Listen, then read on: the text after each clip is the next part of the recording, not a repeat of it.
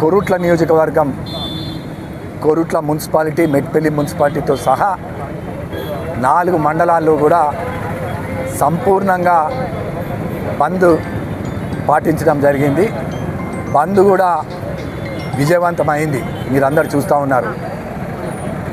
ఈ 2 పెద్ద మున్సిపాలిటీసు, 2 మున్సిపాలిటీల్లో కూడా వ్యాపారస్తులు స్వచ్ఛందంగా 42% బీసీలకు చట్టపరంగా అమలు చేయాలి అన్న ఉద్దేశం కొద్దీ ప్రజలు సంపూర్ణంగా వ్యాపారస్తులతో సహా హోటల్ యాజమాన్యం కూడా అందరూ కూడా ఈ బంద్కు సంపూర్ణంగా మద్దతు తెలిపినందుకు వారికి సంపూర్ణంగా కొరుట్ల నియోజకవర్గం కాంగ్రెస్ పార్టీ పక్షాన వారికి ధన్యవాదాలు తెలియజేస్తూ ఉన్నాం.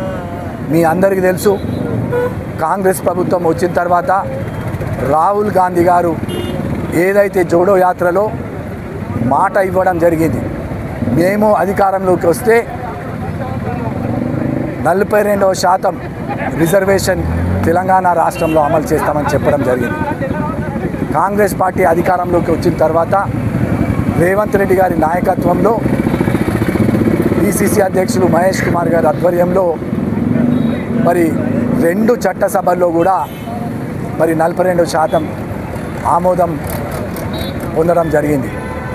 దాని తర్వాత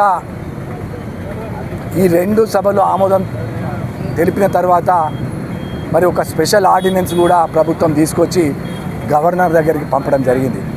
మీ అందరు తెలుసు, గవర్నర్ దగ్గర కొన్ని నెలలు అక్కడ గవర్నర్ దగ్గర ఉన్న తర్వాత మరి ఎలాంటి స్పందన రాకపోతే మరి ప్రభుత్వం మరి 42% రిజర్వేషన్ ఖచ్చితంగా బీసీలకు కల్పించాలి, మరి స్థానిక సంస్థల ఎన్నికలకు ముందుకు సాగాలన్న ఉద్దేశం కొద్దీ జీవో 9 తీసుకొచ్చి మరి అందులో మరి 42% బీసీలకు కేటాయించాల్సిందిగా కోరి ఒక కమిషన్ ద్వారా ఇలా రిజర్వేషన్ అమలుకు ఈ కాంగ్రెస్ ప్రభుత్వం ముందుకెళ్తే దాన్ని సవాల్ చేస్తూ మరి హైకోర్టులో ఒక పిటిషన్ వేయడం జరిగింది.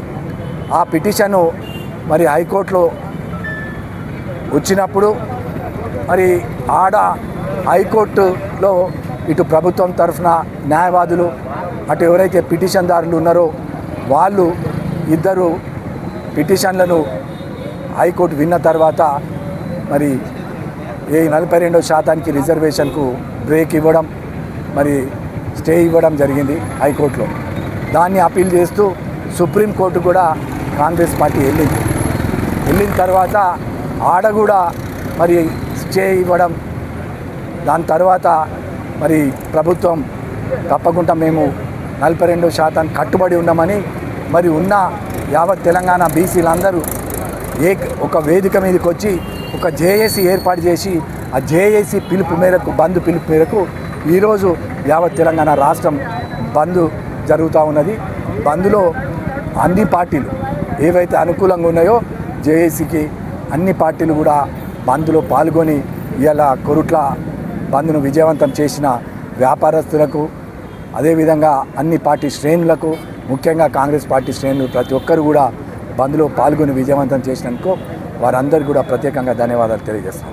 బీసీల ఐక్యత.